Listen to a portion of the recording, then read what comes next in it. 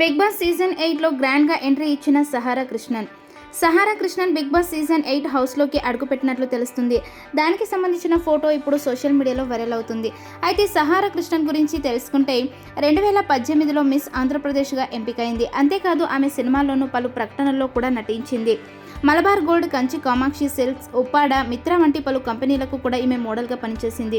దీంతో ఈమెకు పలు కంపెనీలకు మోడల్గా కూడా తీసుకుంటున్నారు. అయితే ఈమె ఇప్పుడు తాజాగా బిగ్ బాస్ సీజన్ 8 హౌస్లో అడుగు పెడుతున్నట్లు తాజాగా అందుతున్న సమాచారం. దానికి సంబంధించిన ఫోటోస్ సైతం ఇప్పుడు సోషల్ మీడియాలో ఎంతగానో వైరల్ అవుతున్నాయి.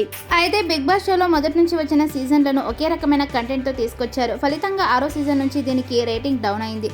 దీంతో 7వ సీజన్ ఉల్టా బుల్టా కాన్సెప్ట్తో తీసుకొచ్చి సక్సెస్ చేసుకున్నారు.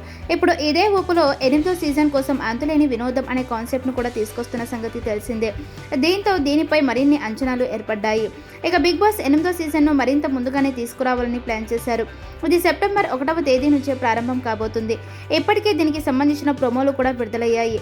సెట్ వర్క్ కూడా దాదాపుగా కంప్లీట్ అయిపోయింది. ప్రస్తుతం మాత్రం అత్యంత ముఖ్యమైన కంటెస్టెంట్ల ఎంపికపై తుది కసరత్తు కూడా జరుగుతున్నట్లు టాక్ వినిపిస్తుంది. బిగ్ బాస్ 8వ సీజన్పై అంచనాలు క్రమంగా పెరుగుతున్నాయి. ఇలాంటి పరిస్థితుల్లో ఇందులో పాల్గొనే కంటెస్టెంట్ల పేర్లు ఒక్కొక్కటిగా బయటకు వస్తున్నాయి. అంతేకాదు వాళ్ళకు సంబంధించిన ఫొటోస్ సైతం ఇప్పుడు సోషల్ మీడియాలో వైరల్ అవుతున్నాయి. మొత్తంగా తొలి రోజు ఇందులోకి 14 మంది కంటెస్టెంట్లు ఎంట్రీ ఇవ్వబోతున్నట్లు తెలుస్తుంది.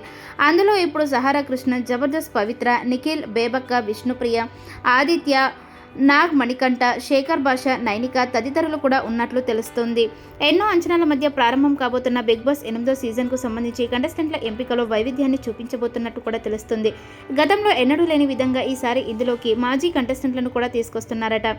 గతంలో జరిగిన 8 సీజన్ల నుంచి 8 మంది మాజీ కంటెస్టెంట్లను కూడా తీసుకొస్తున్నారనే సమాచారం అందుతుంది.